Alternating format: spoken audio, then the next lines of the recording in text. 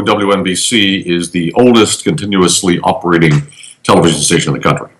We were first on the air in 1941 by beating CBS by 1 hour. So we claimed the title of being first on the air.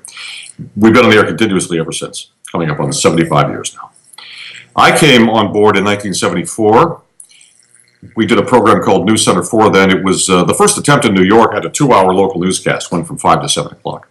And I was hired along with a couple of other people to try to put that on the air successfully, and luckily it worked. I got off to kind of an interesting start here because I arrived in 1974, and we had the first presidential resignation that year in the history of the United States. Richard Nixon resigned. The next year, New York City went bankrupt. So we had these two extraordinary events that had not happened before in the country. Both of them challenging, both of them leaving us a little uncertain about what the future of the city and the country were, but the city and the country are extraordinarily resilient, and they pulled through both events just fine, thank you. The biggest story I've experienced since I've been at WNBC, of course, was 9/11. That was absolutely horrible. It caused all of us to work harder than we ever had under the most trying of circumstances, because we lost one of our own. Our tower at the time was on the top of the World Trade Center. We had an engineer up there named Bill Steckman. He perished, along with almost 3,000 other of our fellow citizens in all the attacks of that day, the 3 attacks from the terrorists who hijacked those airplanes. So we were on the air continuously from the time the attack took place until probably for about a week. We were covering that and covering this horror that had befallen our city and our fellow citizens.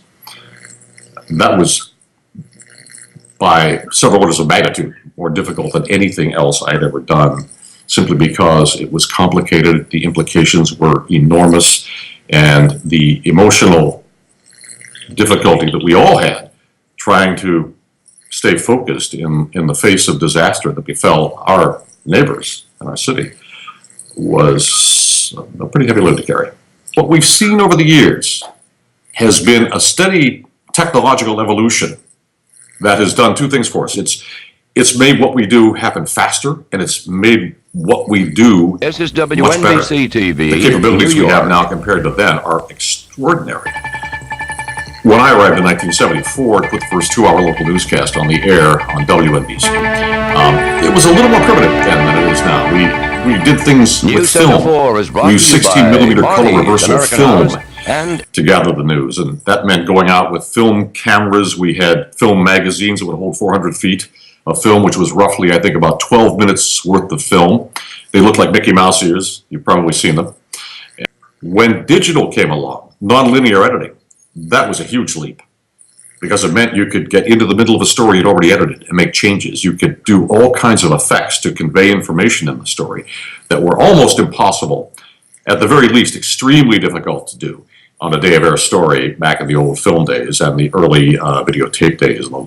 I think it's important to remember that while the technology has advanced and has improved the way we do things in so many different ways, the fundamental principles we've operated on, covering this city and serving this city, have never varied, never changed. The principle of being fair and honest and trustworthy and aggressive in going after the powerful, the institutions that serve the citizens of the city, making sure we can hold them to account, both governmental and in business. And we have had the good fortune, those of us who work at WNBC, which is the flagship station of the National Broadcasting Company, the oldest television station in the country. We've had the fortune of serving this spectacular metropolis for 75 years now, this epicenter of finance and the arts and literature. It's all here in the most cosmopolitan and the most diverse city probably in the world, certainly in this country.